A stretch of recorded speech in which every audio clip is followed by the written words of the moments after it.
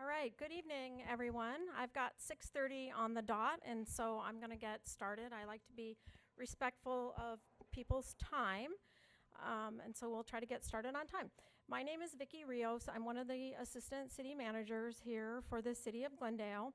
And before we formally start, or I have a presentation to do, there's a couple people who'd like to, or a person who'd like to greet you. So I'm going to turn it over to Councilmember Aldama, and he's going to come up and has a few words to say. Good evening. Thank you so much for being here with us today. I'm so happy that you're here, and I hope that when you leave more informative and more information, and hopefully you have more questions as well. But we have all the subject matter experts here with us today, from our police chief, our fire chief, firefighters, and police officers, including our transportation folks, the experts in what the bond is outlined. So please ask all the questions that you have written down, have thought of, and you may not think of them tonight, but our staff is here. They're going to leave information for you that you can contact them. But I'm so happy that you're here, you're engaged, you're involved, and this isn't the only issue that comes to your community. So please stay involved, stay engaged, and we have great city staff here to help you, and I'm glad to be part of it, and thank you so much for being here. I am Councilmember Aldama. I do represent the Ocotillo District out south of here. It's a beautiful community here. I'm glad to be here tonight. I'll be here for a little bit. I'll leave some business cards here on the table if you ever need me for anything, and that's directly to my office and my email address. Okay, thank you so much, folks. I appreciate you. Vicki, turn it over to you. All right, thank you, Councilmember Aldama. All right, I have a very brief presentation I'm going to do, and then I'll give you some logistical information and that type of thing. So this is basically the outline of my presentation. I'm going to talk to you about the bond questions and projects. Then I'm just going to give you an overview of general obligation bonds in general, some property tax information, and then some voter information. So it'll be fairly short, like I said.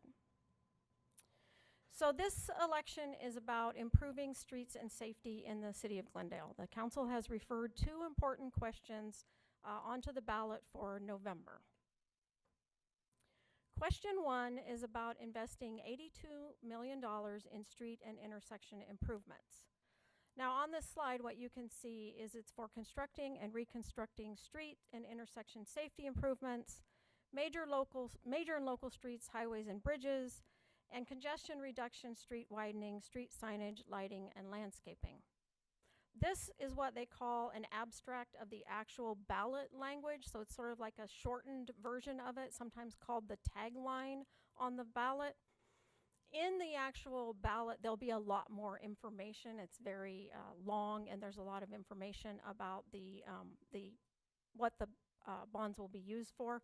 So this is kind of a shortened version, but it is for reconstructing major streets in the city. Question 2 is about public safety projects, and that is $78 million of investment into planning, acquiring, designing, constructing, modernizing, and improving fire stations, police and fire training academies, police department forensics labs, and other public safety facilities. The one of note to mention is the court is also considered to be a public safety facility. And in addition to that, it would mean equipping, the bonds could be used to equip those same facilities, so anything that they need within those facilities, and also things for crime prevention and security systems. We could use it for fire trucks, police cars, and vehicles. We actually typically do not use it for that, but the language is there in the event that, especially if we needed one to equip a fire station or something like that, it would be available.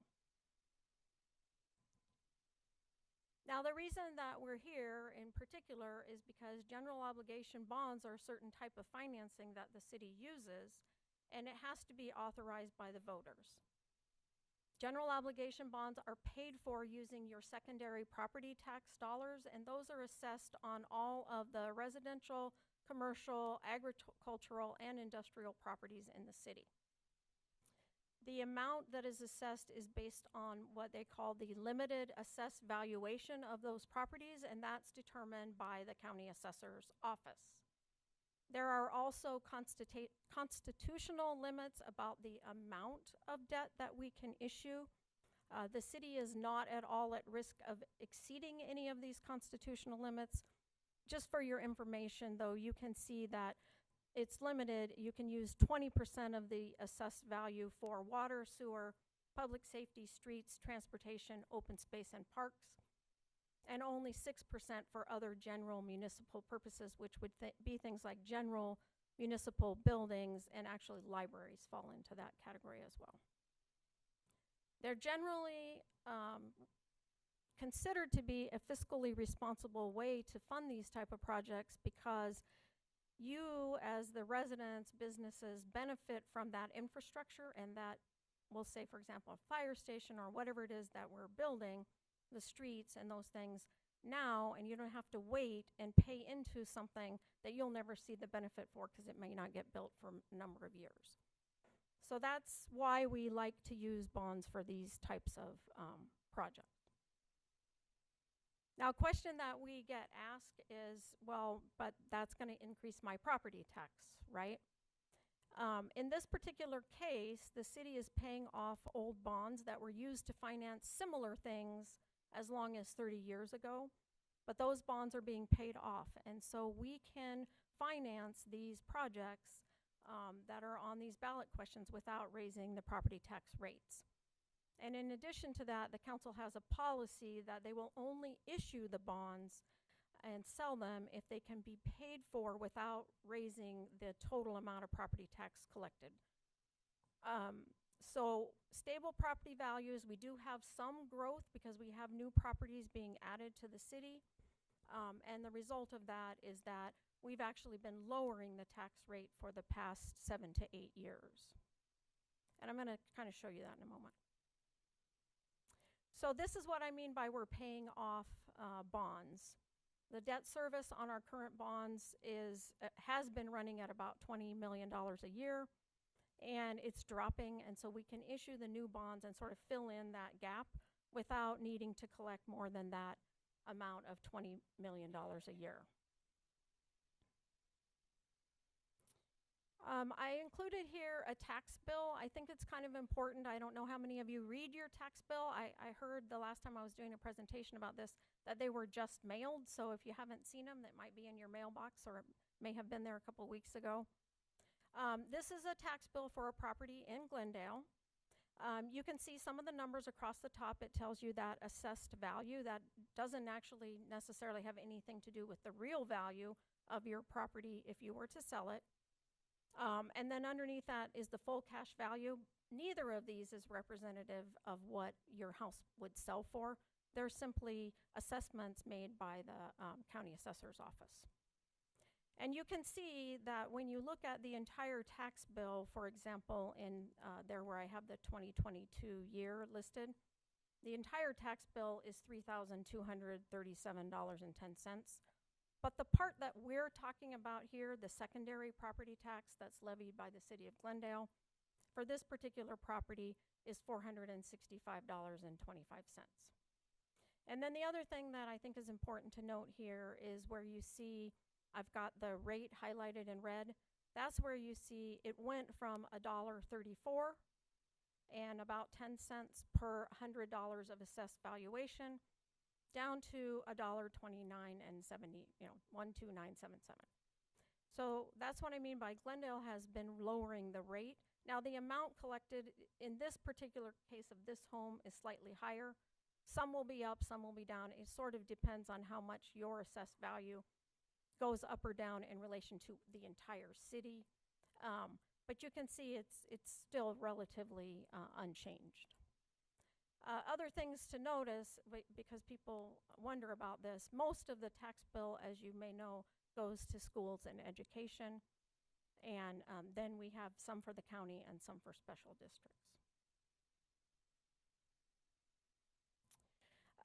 Important dates for this bond election. October 10th is the last day for you to register to vote if you haven't already. Ballots are going to be mailed on October 11th. This is an all-mail election. Everyone will vote by mail. Every registered voter in Glendale will get a ballot regardless of whether you've requested one or whether you're on the permanent early by mail voting. It doesn't matter. In this particular case, all registered voters in Glendale will get this ballot.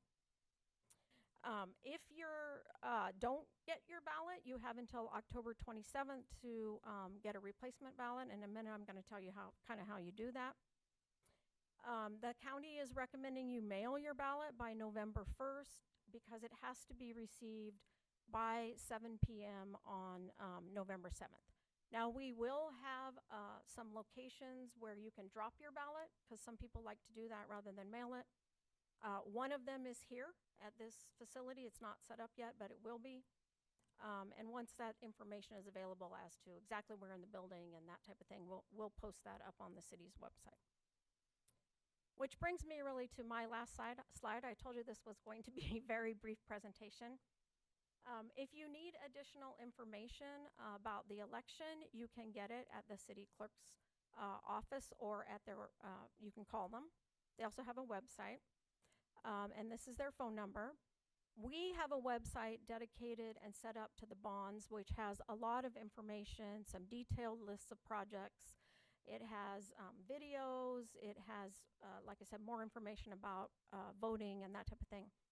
And if you want to know if you are registered to vote or you have a question about your ballot status, the website for that is beballotready.vote. So that concludes my presentation. I do have a couple of little logistical things just for the sake of the meeting.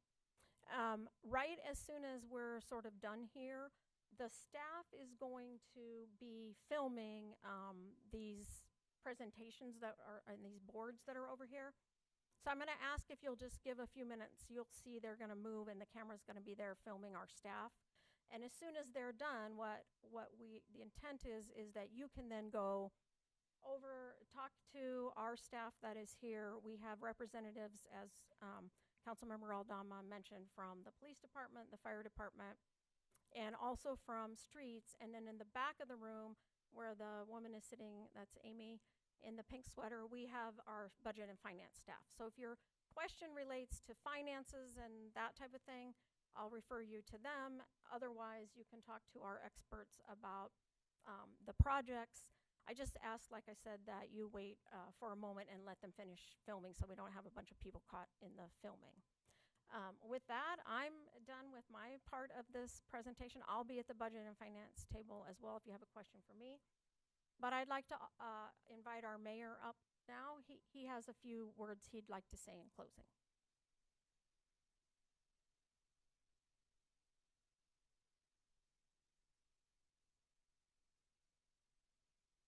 I was going to use my outside voice, and he said use the microphone so they can have everything on film.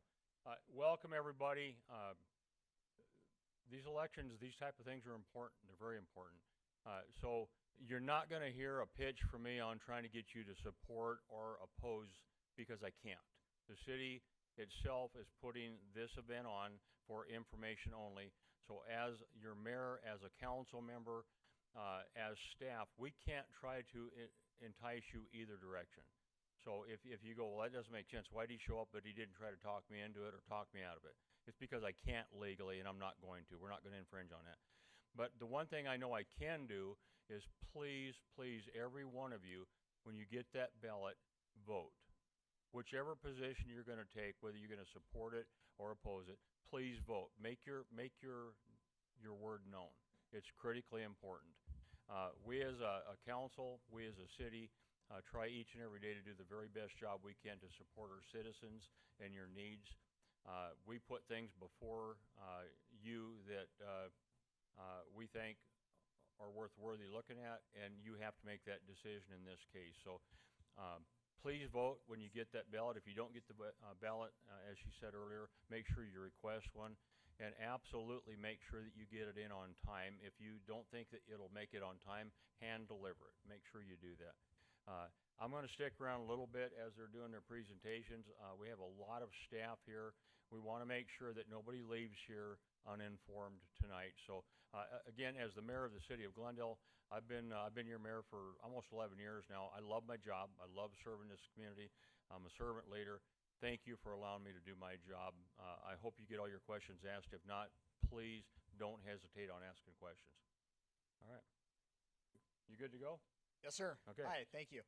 I'm Mike Harris. I'm with the City Communications team, and I have Police Chief Briggs with me and Ann Steinmetz, and they're going to discuss a little bit about the project that they have on these boards. Chief?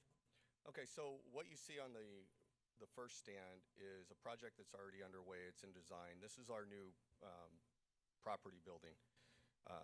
Our current property areas are overflowing with evidence and property.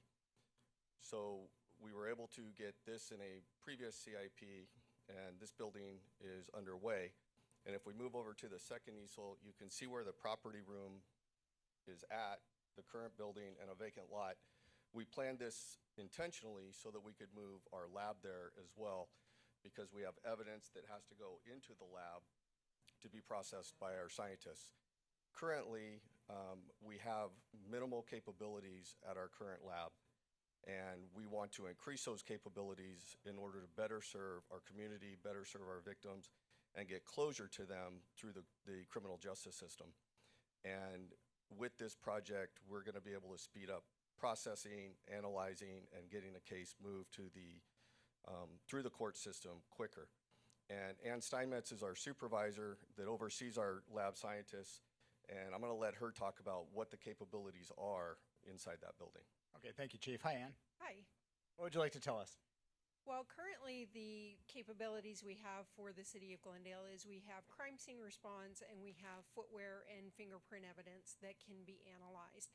But would like to expand that to include toxicology, which is the analysis of blood for alcohol and drugs. For controlled substances is determining what drugs are present when they are confiscated by the police. DNA, which I'm sure everyone is familiar with now, and also computer forensics, and expand their capabilities. So by moving into this new facility, we would be able to have dedicated areas for that, and then we would bring on those disciplines incrementally, making sure we have the proper training and procedures in place before we start hiring staff. Okay, thank you very much. We're going to move on to fire now. We have Chief Ryan Freeberg over here. Hello, Chief. Hey, Mike, how are you? I'm doing well. How are you? Good, good, good. I want to give everyone the opportunity today. When we talk about the fire department, the infrastructure we need to serve our community, we're a data-driven organization. So when we do our master planning about how are we going to deploy our static assets, our fire stations, we look to maps and our GIS partners to geolocate where the incidents occur. And on top of that, what we use are called polygons, which are multi-sided geometric shapes that show how far can our fire trucks get in 4 minutes. Because 4 minutes is when tissue dies and when fire impingement against the structure of a building will ignite. And those are our key performance measures, our 4 minutes. So throughout the map on kind of the 59th Avenue spine, you see our different fire stations and where they can get in 4 minutes. And then we plot all the incidents that have occurred in a calendar year to show where are our incidents really happening. And then we look to see, well, where are the incidents happening outside a polygon? And that's what we use to then conceptualize and make our recommendations of where we think future fire stations should go. And then we partner with our automatic aid partners on what's the best location, not only for the residents of Glendale, but for the automatic aid system. So it's really data-driven. Okay, great. And then let's move down the board, sir. What else do you have here? Well, right now under our CIP program, we have Fire Station 153 on 59th Avenue, just north of Thunderbird, already under design, looking to get out of the ground of a raise and rebuild of a current fire station. We'll be in service from that location. We have temporary facilities that will be there. Of what will be the kind of the future fire stations for the city of Glendale. And what we look to is to be blending into the neighborhood, to stand out, not stick out, and really have this front door philosophy so our community and our residents know where to find us and that we're really a good neighbor. So this is kind of what you'll see in the future for our fire stations based on where we think we should locate fire stations. This is kind of what the conceptual visual presentation of the future fire stations will look like. And this is kind of where we really see where the men and women of the Glendale Fire Department, field operations, and all the great partners here in the city come together to really put together a good architecturally sound building, not only for our residents to be proud of, but for our employees to work within. And what you really see in this contemporary concept is the ability to expand and contract based on the needs of the city. We can add a bay, we can add bunk rooms based on need, or we can shrink down based on where we need a fire station. But the key component, what I want everyone to understand, is that this is built to ensure a modernized fire station to combat occupational cancer and the realities of cardiac disease in the fire service. So when you look at these stations, we really look at this as what we'd call the red zone, the hot zone, where the fire trucks are off, our personal protective equipment's gonna off-gas those contaminants of fire. This is really where we allow that work to be done. And then a transition to what's called a warm zone or a yellow, where we can decontaminate our employees to make sure that we're keeping them health, mentally, physically, emotionally, behaviorally. And then we get into what's kind of the green zone, where you're gonna see their bunk rooms, their kitchen, their dining room, their workout space. So it really flows from this hot zone, warm zone, cold zone. And what you want to, for a citizen to think, this is our workspace, personal space, and communal space. Because at any time, we can open up the station, have our citizens and residents come in to interact with the firefighters because this is their fire station. We're just there to make sure we protect them 24 hours a day. Thank you very much, Chief.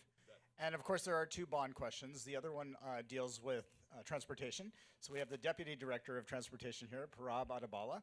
Parab, what would you like to talk about with your boards?